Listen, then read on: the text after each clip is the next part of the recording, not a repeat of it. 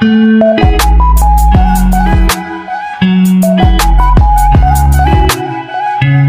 guys, good morning, may buntag sa inyong tanan.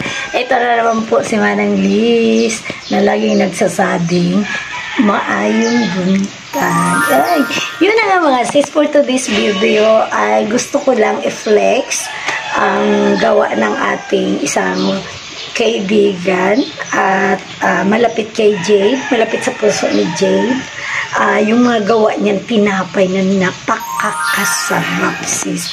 Gusto ko i-share sa inyo kasi bakit pwede pa sa lubong, pwede sa birthday party, pwede sa mga kids. Pag may mga yung kids, yung may mga party yung mga kids, pwede pa sa lubong sa ating ninang mga nanay natin dyan na mahilig sa sweet na kanilang oh yeah, tingkuting. Masarap po talaga sis ang kanyang ang kanyang binibake na mga katulad ng cinnamon roll, yung brownies. Gumagawa din siya sis ng leche plan, kung gusto niyo mag-order ng leche plan. Wow. Bukod sa leche plan sis, meron din po siyang ginagawang mga cake na masasarap na mga gaganda. Depende po kung ano yung gusto mong design.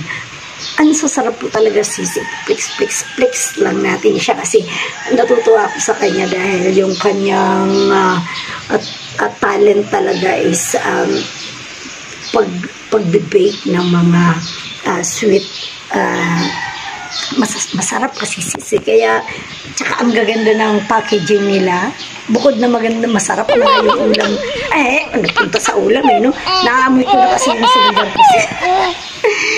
Bukod sa masarap yung bread na ginagawa niya, maganda rin yung packaging nila at swak na swak sa budget sis. So, let's go sis, tingnan natin siya. Tingnan natin yung kanyang mga product. Let's go!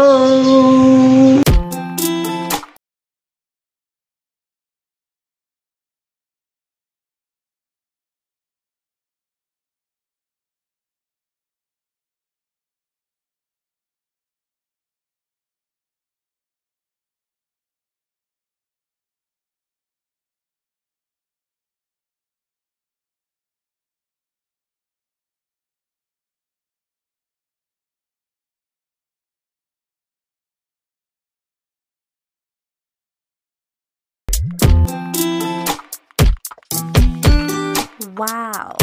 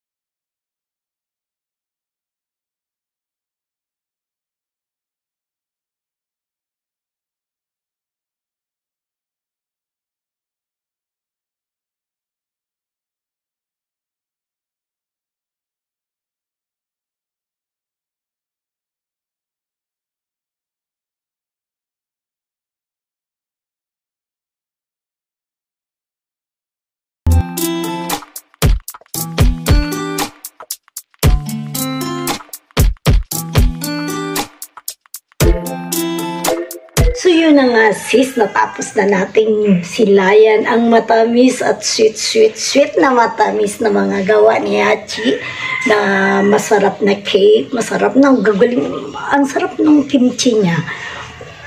Tsaka yung lychee plant. Ang ganda-ganda ng kulay, di ba? Nakita niyo, sis. So, yan nga, sis, kung gusto mo umorder ng gawa ni Hachi, taga-Sorsogon siya, magandang babae. Opo, ang gumagawa, ang nagko-cooking, nagbe-bake ng mga pastries. Sis, bukan mo. Order mo lang po, direct message ka lang po dyan sa kanyang page. Ayan po, ulitin ko, andyan po yung kanyang page. Direct message ka lang po sa kanya, agad-agad magre-reply po siya.